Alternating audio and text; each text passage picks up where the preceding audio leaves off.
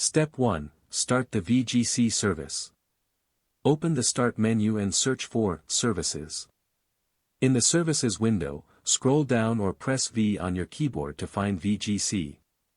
Double-click VGC, set the startup type to Automatic, then click Apply and OK. Double-click it again and press Start if the service status isn't running yet. Step 2. Reset network settings via command prompt. Search for CMD in the Start menu. Right-click it and choose Run as Administrator.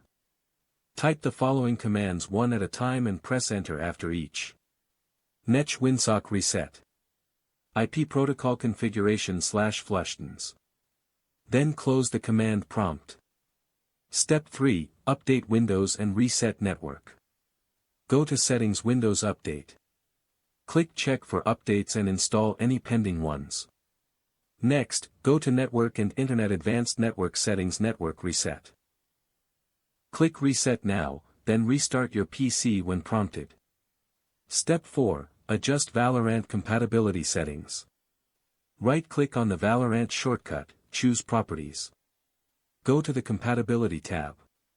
Check both Disable Full Screen Optimizations and Run this program as administrator. Click Apply and OK. Final step, launch Valorant. Now try starting Valorant again. Bonus tip, optimize your connection with exit lag. If nothing has worked, or you just want the smoothest gameplay and fastest connection possible, then I highly recommend trying exit lag. It can dramatically reduce lag, improve routing, and optimize your PC for gaming.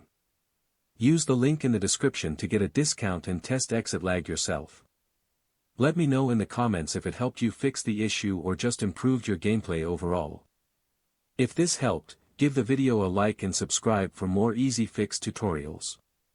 Thanks for watching, and good luck in Valorant.